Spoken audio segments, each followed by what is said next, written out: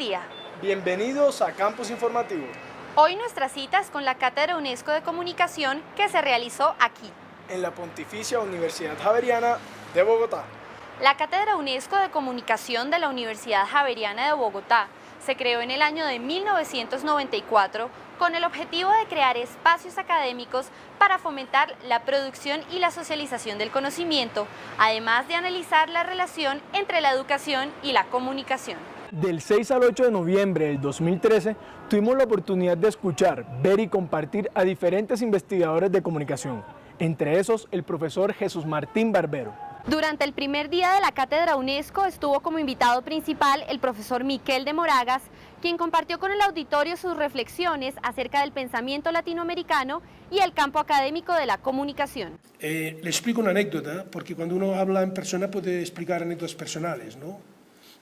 Cuando a mí el editor Gustavo Gili me invitó a publicar el libro Mass Communication de Wilbur Scrum, me di cuenta que en el libro Mass Communication de Wilbur Scrum, por cierto editado en CIESPAL, que tuvo una función determinada de difusión de la Mass Communication Research, solamente habían autores de una única escuela. Laswell, Lassersfeld, Berelson, Merton, etc. Cuando empezábamos a ver, a través justamente de la organización de los primeros encuentros de la IAMCR, de la IERI, que habían voces que provenían de otras partes, Latinoamérica, también de Europa, ausentes.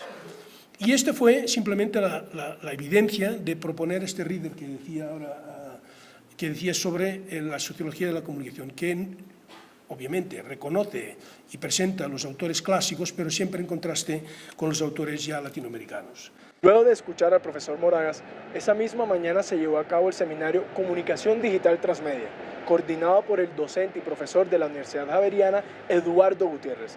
Aquí se dieron respuesta a las inquietudes acerca del cómo, dónde y con qué herramientas los narradores actuales cuentan y difunden sus historias. Si utilizo el término ecología, podría hacer la expresión qué tan limitada o amplia es la dinámica de la ecología, de la posibilidad y la pluralidad de las formas narrativas en las cuales nos movemos hoy. Y tal vez ahí hay una pregunta, digamos, central de este proceso y que tiene que ver con ustedes que vienen de regiones diferentes, de procesos de formación distintos. Hay una interpelación directa que a mí me gusta hacer desde aquí en este espacio, y es ¿cuál es la formación como narradores que hoy estamos construyendo como comunicadores en nuestro proceso de formación? De forma simultánea y en otro auditorio, el profesor de la Universidad Autónoma de Barcelona, Antoni Castell, compartió con los participantes sus trabajos y reflexiones sobre el periodismo de paz, la comunicación y los conflictos como nuevo paradigma. Este genocidio de Ruanda, los medios de comunicación tuvieron un protagonismo fundamental. Dos medios de comunicación ya señalados, los directores, propietarios de estos dos medios de comunicación fueron juzgados por el Tribunal Penal Internacional para Ruanda, que tiene su sede en Arusha, en Tanzania, y condenados a largas penas de cárcel. La Cátedra UNESCO también fue escenario para que Germán Rey, actual director de Centro Ático, hablara sobre negocios y políticas empresariales en Colombia. Ustedes van a ser, o ya empiezan a ser comunicadores en un contexto de convergencia entre medios, en un contexto digitalizado, en un contexto de transformación de las modalidades de negocio, en un contexto de transformación del poder, más que de construcción del poder, de reajustes, de reacomodaciones del poder del sistema mediático. En el segundo día de la Cátedra UNESCO, Miquel de Moragas dio inicio a su conferencia titulada Políticas de Cultura y Comunicación en Contextos de Convergencia. Este debate, en el que participan entonces los llamados países no lineados y muy activamente investigadores de América Latina y responsables periodísticos de América Latina, culmina con el informe McBride. Yo quisiera pararme un momento, reconocer un poco la historia del McBride. ¿Por qué? Porque tan importante o más que el McBride es el anti-McBride, que actúa rápidamente a través de agencias internacionales de comunicación, editoriales en todas las revistas y diarios del mundo, contra el McBride.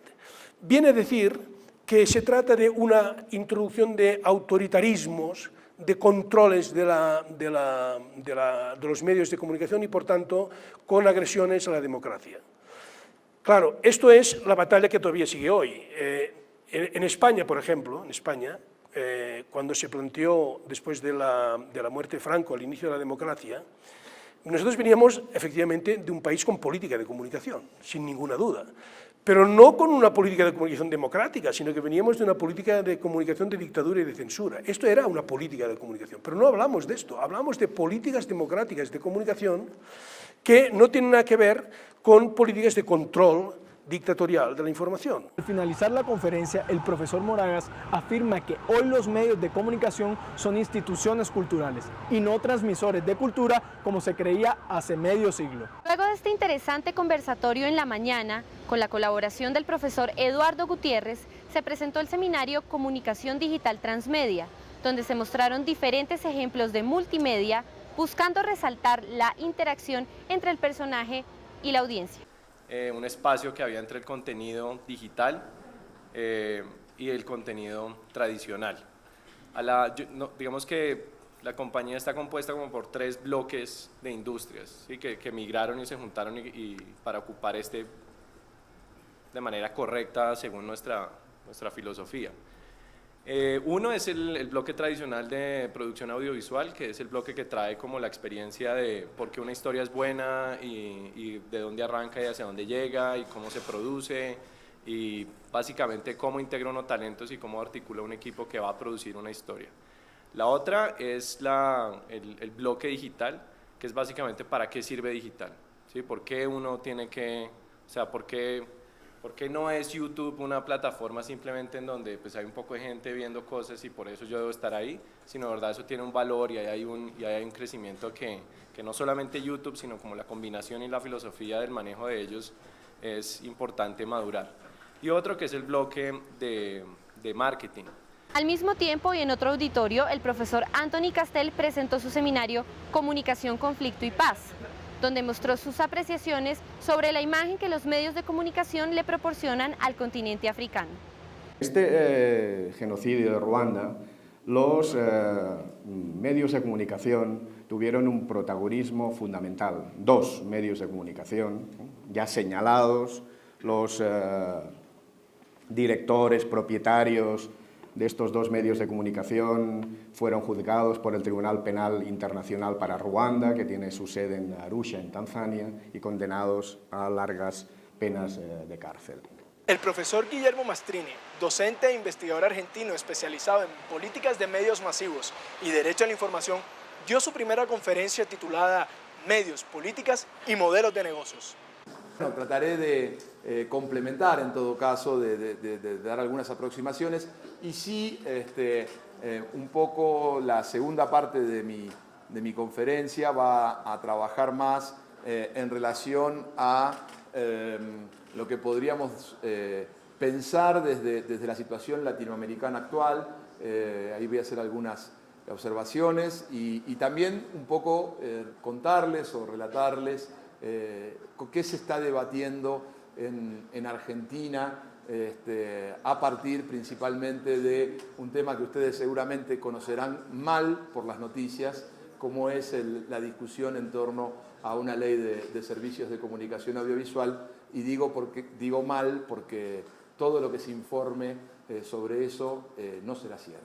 Finalizando la 20ª Cátedra UNESCO, el profesor Miquel de Moragas presentó un tema clave en las academias de comunicación, como las agendas mundiales de investigación en comunicación. Porque en el libro Interpretar la comunicación hay algunos capítulos específicamente dedicados a Latinoamérica, pero más que esto, en el libro Interpretar la comunicación, la investigación latinoamericana está presente siempre. O sea, no es que haya el caso latinoamericano, sino que se procura en el desarrollo del libro una reflexión en la que la investigación latinoamericana siempre está presente en cualquiera de los distintos ejes de la investigación en general, ¿no? Entonces, conveníamos en dedicar un día a este tema, la investigación latinoamericana y el campo académico de la comunicación. Por descontado que yo no soy persona, como te diría, autorizada o representativa para explicar y yo a ustedes, que son colombianos o de otros países de Latinoamérica, qué hacen los investigadores e investigadoras latinoamericanas. Pero sí que lo que puedo hacer es contar cómo lo veo o cómo lo vemos desde perspectivas, en este caso nuestra europea. Cómo desde Europa y cómo desde España en concreto se percibe, se valora la investigación latinoamericana en comunicación. Finalizada la intervención del maestro Moragas, se dio inicio a la presentación de Olga Cero y Gabriela Díaz, quienes proyectaron Meandros, una iniciativa web documental de la productora Medios de Contención Producciones. Nosotros conocemos a través de lo que nos muestran los medios y no a través de las verdaderas voces de sus protagonistas en las diferentes regiones. ¿Qué queremos hacer? Mostrar el conflicto más allá de la distorsión, mostrarlo como es, cómo se gesta en las diferentes regiones.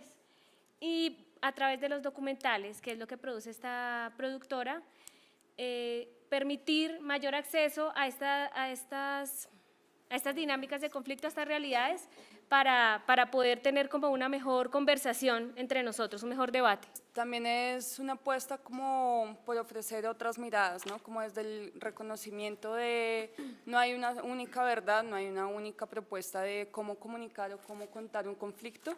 Esta es una propuesta desde una investigación con la comunidad con la que se esté realizando el trabajo, una investigación que lleva de un tiempo, de un acompañamiento para poder conocer y poder permearnos de esas realidades. También demostrar cómo a partir de la construcción del audiovisual en conjunto con cada comunidad, que ellos también puedan aportar cuál es su visión de esos audiovisuales o cómo quisieran también ser representados en ellos, ¿no? Así, el ejemplo de Meandros sirvió para destacar las cualidades de la comunicación transmedia, al valorar los distintos recursos que pueden ser utilizados de forma creativa para capturar la atención de la audiencia. Siguiendo con el cronograma del evento, el profesor Castel presentó su último seminario titulado Redes sociales como instrumento de movilización social y fiscalización del poder. A partir de unas investigaciones desarrolladas desde el surgimiento de un movimiento espontáneo, primero en los países árabes, la llamada primavera árabe, y después, mucho menos conocido en los medios occidentales, en la sociedad occidental, de experiencias de movilización social en contra de los excesos del poder o para la fiscalización de este poder en diferentes países africanos. Una gran variedad de experiencias heterogéneas, ricas en contenido, ricas en propuesta. En su última charla, el profesor Guillermo Mastrini socializó con el público sus ideas acerca de la industria cultural y el poder de influencia que ésta ejerce sobre el consumo cultural. Si tuviera que poner un título, diría que si las industrias culturales siempre tuvieron una dosis de incertidumbre muy alta, no hay dudas que con la digitalización esa incertidumbre se ha incrementado. Es decir, y que finalmente también quiero adelantar que seguramente en relación al modelo digital de negocios pueda plantear más preguntas que respuestas. Quiero decir, no tenemos certezas plenas y creo que no es que no las tenemos nosotros, sino creo que no las tiene nadie. Uno de nuestros invitados especiales fue José Luis Pinuel, profesor de la Universidad Complutense de Madrid, quien habló en la conferencia ¿Confiar en la prensa o no? Un estudio de la construcción social de la realidad a partir del discurso hegemónico sobre la verdad. Una investigación que duró 3 años, que era versaba sobre el discurso hegemónico a propósito de la verdad en los medios de comunicación, o lo que los medios dicen que es verdad en comunicación. Para finalizar, la Cátedra UNESCO contó con el privilegio de tener en una misma mesa a Miquel de Moragas y Jesús Martín Barbero, para hablar de temas actuales y polémicos respecto de la comunicación y sus experiencias personales.